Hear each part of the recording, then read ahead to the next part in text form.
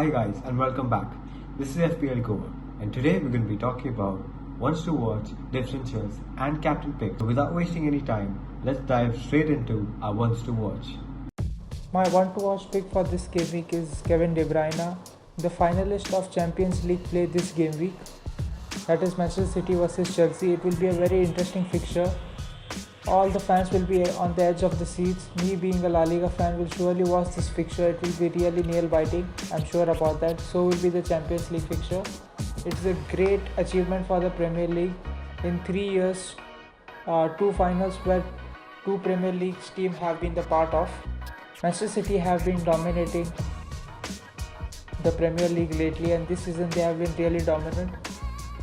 Ruben Dias has been great addition for them, and resurgence of John Stones has been exceptional. Talking about this fixture, both sides are equally strong according to me.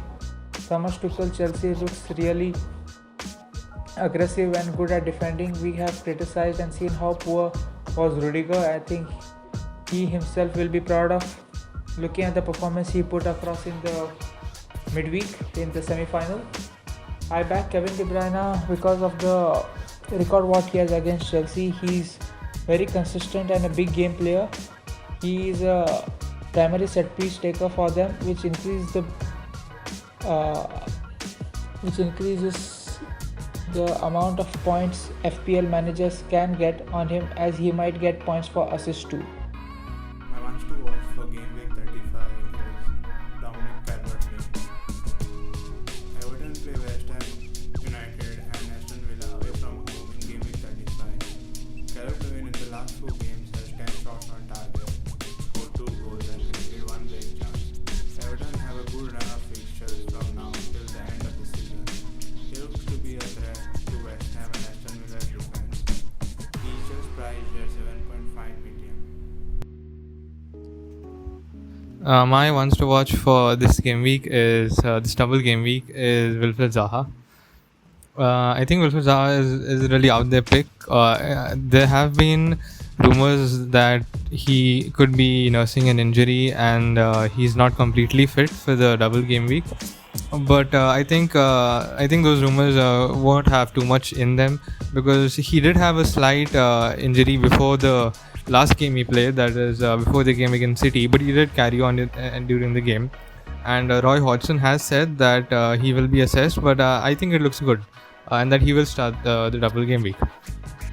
His opponents for the double game week, I think, are arguably 2 of the easier teams in the double game week. Palace play Sheffield United and Southampton.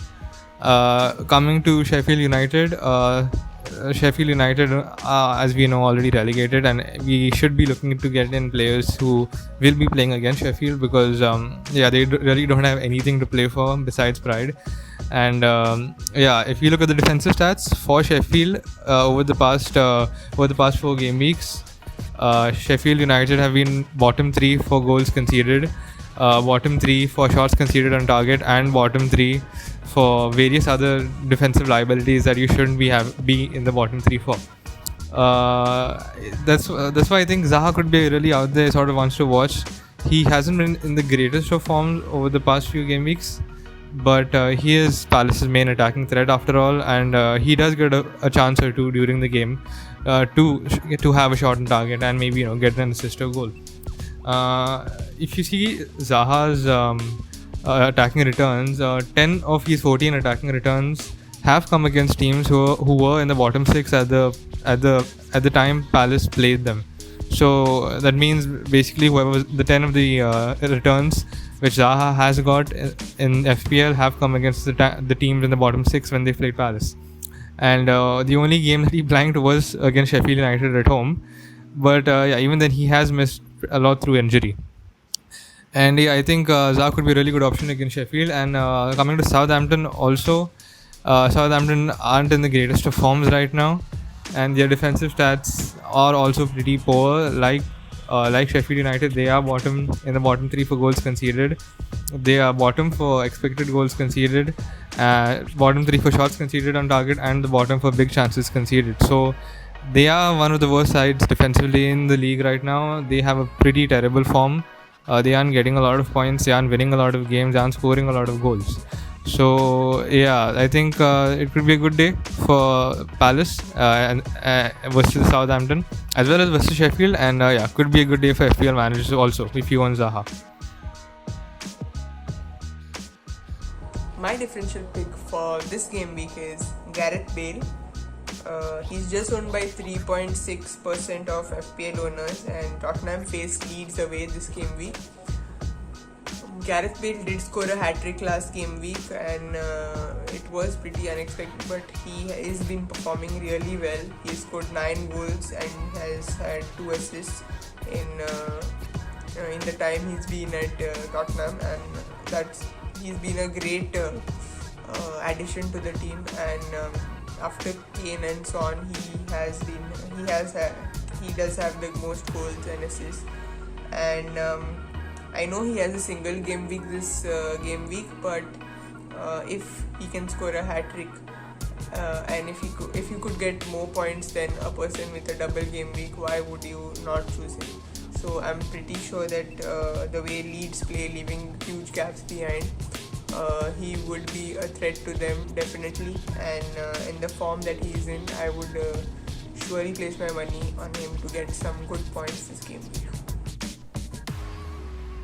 My differential pick for game week 35 is Riyad Mahrez. Manchester City play Chelsea at home in game week 35. In the last 4 games, Mahrez has 13 shots on target, scored 2 goals and created 5 big chances. Mahrez is just priced at 8 million and picked by 5% teams. Mahrez looked deadly against PSG in the Champions League semi-final second leg. He looked like a good differential pick for this game week. My differential for this game week is Christian Benteke. I know it's a really stupid pick. People will be really mad, I think, to pick Christian Benteke, but I say it because if you really need the points and you really need a completely out there differential that almost no one will have in your mini leagues or in your cup competitions or whatever you're playing, Benteke could be an option. I'm not saying it could be a good option, but he could be an option. He's only owned by about 0.9% of the managers out there, and he's priced at 5.5 million, which is generous, I'd say, for Benteke, FPL wise, obviously. Benteke, Crystal Palace have a pretty favourable double game week. They play Southampton away and Sheffield United away. They play Sheffield United away first. Sheffield United away. Sheffield United as a whole, as a team, they are pretty lackluster and pretty down in the dumps. It makes sense because they are relegated. They don't really have a lot to play for, and they don't really have that drive and motivation to go and win games. They could be playing for pride, but the motivation isn't there anymore. Their defensive stats are proving are as you would expect it, I suppose. They are in the bottom 3 over the last 4 game weeks for goals conceded, bottom 3 for shots conceded on target, and the bottom 3 for quite a lot of other defensive errors. So they are behaving as a team who have already been relegated and have been on the verge of being relegated for a long while. And yeah, coming to Palace's season so far has been pretty up and down. They really don't have any reason to worry. They are safe in the double game week. I mean, they are safe in the Premier League.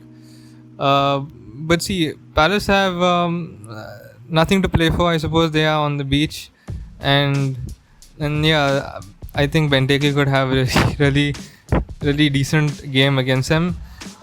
People tend to think Palace as a really poor attacking side recently because they've lost 4 out of the last 6 games.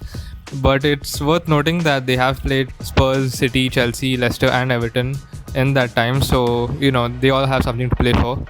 So it's not really the easiest of games. But against the teams at their level, Palace have been a pretty decent side. 10 of their 15 losses this season have been against the top 7 clubs, whereas against the lower sides they have a pretty fantastic record. Newcastle only did the double, but besides that they haven't lost to any other bottom sides this season. So yeah, I think it could be really people who really want to get some differential is probably the riskiest choice out there as a striker. Could pay dividends, but yeah, I hope it goes well. My captain pick for this game week is Diego Jota of Liverpool. Liverpool face Southampton at home and United away in their double game week this game week.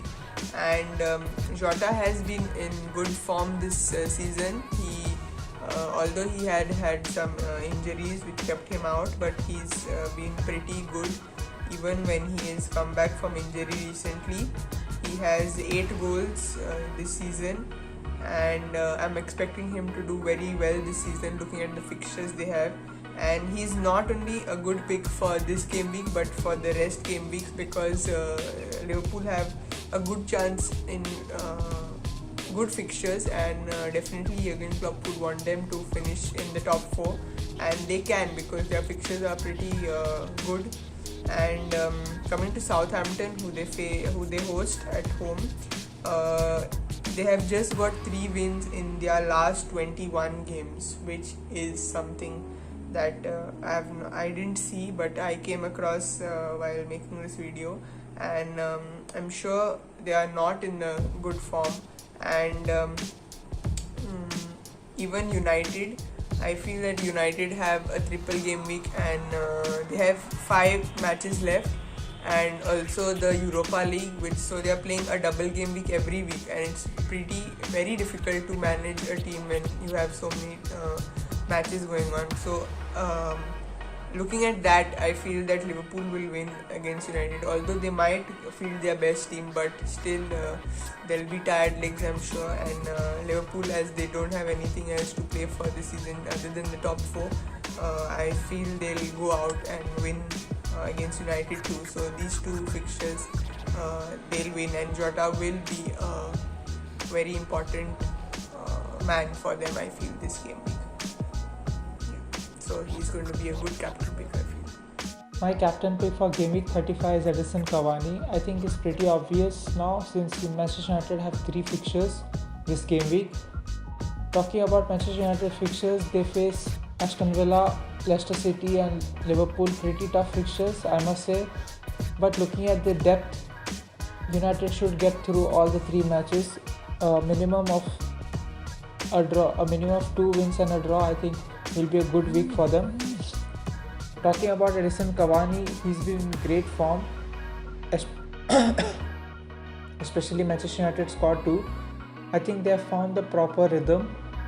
Presence of Paul Pogba has certainly boosted Bruno Fernandes' performance, since it takes a lot of load off his shoulders when it comes to creativity. It adds more creativity in the squad and supply for Edison Cavani. He has been doing really well. He's very dangerous in the penalty box. And talking about the most important factor, that is the crosses coming inside the box, which he converts really well. I should highly appreciate the revival of Luke Shaw, and the way Aaron Wan-Bissaka is coming in front, where last season which we didn't see him becoming more aggressive with respect to attacking. There's a great sense from Manchester United, and FPL managers should look to consider Edison Cavani as the captain for this game week. My captain pick for game 35 is Mason Greenwood. Manchester United play with Aston Villa, Leicester and Liverpool in game week 35. Greenwood in the last 4 games has 3 shots on target, scored 2 goals and 1 assist, and created 4 big chances. Greenwood is in form since the last 4 games. Even if he gets benched in 1 game out of 3, there are chances of him getting subbed in and scoring a goal or assisting a goal. There is a good chance to captain a triple game week player and get good points. My captain for this game week is Kelechi Iheanacho. Kelechi Iheanacho right now is the man in FPL, I suppose. He is on form, the most informed player right now in FPL, and for good reason. Over the past 8 game weeks, Kelechi Iheanacho has 9 goals and 2 assists. So 11 returns in 8 game weeks is exceptional. He's also had a hat-trick during that time. And in the last game that he played, he got an assist. The game before that, he got a goal and an assist, and it just keeps on going. The only game he has blanked in was against City over the past 8 game week, so it is sort of expected to blank against City. Not too much to look into, I suppose. But he is in form right now, and he does have a double game week. During the double game week, he plays Newcastle United at home and Manchester United away. Newcastle United at home is the easier of the two fixtures. Newcastle are relatively safe. They could just reach out and touch it. Maybe another victory or two, another few points, and they're safe in the Premier League. So they have that to be playing for. But I think Leicester have a bigger target. They are aiming to get into the Champions League. They are fighting for top 4, and I don't think they'll be resting any of their key players. It's not especially Kelechi Iheanacho. He will be a lot of a lot of people's captains this game week because of his form and because of the double.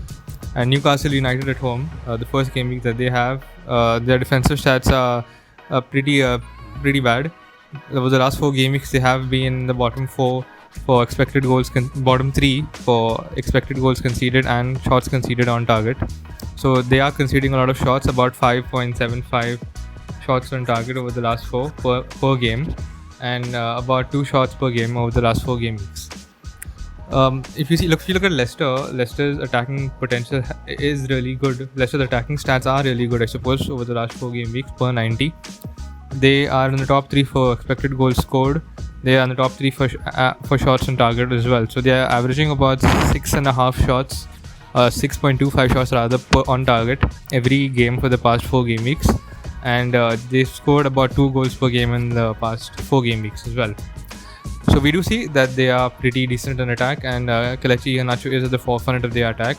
He does seem to be involved in every goal that they do score, whether be an assist or an out-and-out goal. But we do see him in the action. So I think it's a pretty safe option if you want to captain Kelechi Iheanacho. The form's there, the fixtures are also there. United away is a slightly difficult fixture, but we know you also have the Europa League in between that. So just before that, I suppose. So there could be a lot of bigger chances.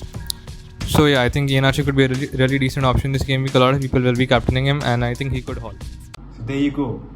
We've had a once to watch, differentials, and captain picks. Make sure you like and subscribe to our channel and give us some feedback in the comment section. Thanks for watching again, and see you again soon next game week. Cheers.